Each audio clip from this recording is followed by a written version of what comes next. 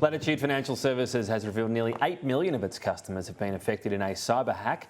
Now Crown Resort says it's caught up in a global data breach with a ransomware group claiming it had accessed files from the casino giant. Joining me is Rachael, CEO with the Cybersecurity Cooperative Research Centre. Thanks for your time. What do we know about Crown, first of all? It's not the sort of company you think of gathering data, but I suppose they do have the membership cards and so on that people take advantage of. What would be the worry here? Well, again, I think like anything, it's hard to know sometimes what personal information. It would be employee information potentially. I think Crown have come out and said that no customer data has been compromised. But I think my experience is it's often hard to know what's in third-party repositories, particularly if lots of employees have access to it and are dropping things in. So my advice is always you have to wait and hold back until you're extremely sure of what you may or may not have had taken. So 2 more overall, Crown, Latitude. Yeah. Are these things just getting headlines now? Post Medibank and Optus, is this the media catching on to what's happening, or is this beginning to happen more?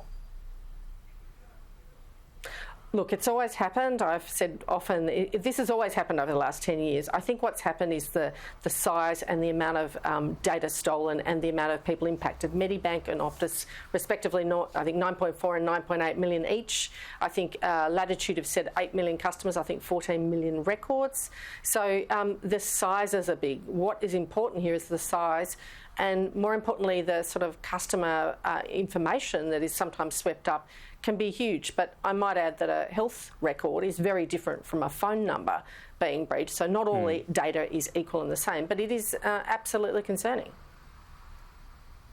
So what about, we sort of find out after the fact, I guess, how much damage there might be to people. It's been quite a way since Medibank and Optus.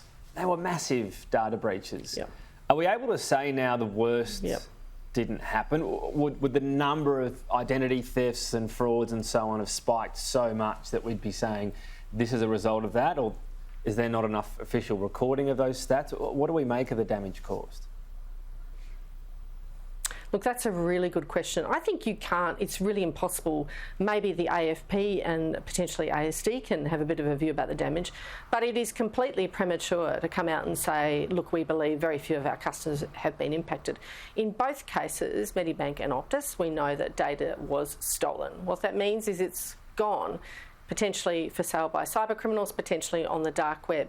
So, and now with Latitude, what we don't know for victims, and probably all of us have been caught in 1, if not 2 or 3 of these breaches, you just don't know how it resurfaces, whether it ends up going nowhere, or in effect it is actually reused, or your phone number's used and you might see you get more phishing texts, or you might see you get some dodgy emails, or in fact sometimes you might see your card details have been used fraudulently. That's the problem with cyber harm, is it's really hard to quantify what kind of harm comes, and harm can be years down the track. Harm can be a generation away if it's deeply sensitive information. So it's very hard to quantify the harm. Hence, that's why I think we need to get serious about the consequences.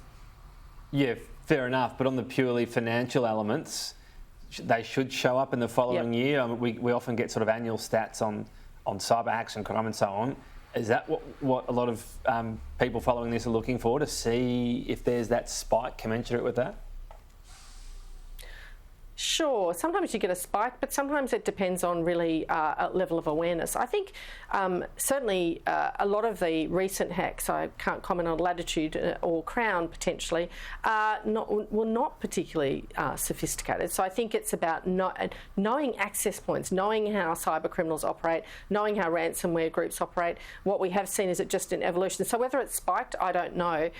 There's more data out there. There's always more data to steal. Ransomware particularly, and ransom and extortion crimes are just simply crimes of opportunity. They go where they can find the vulnerability, and they go where they know they have victims who potentially will pay.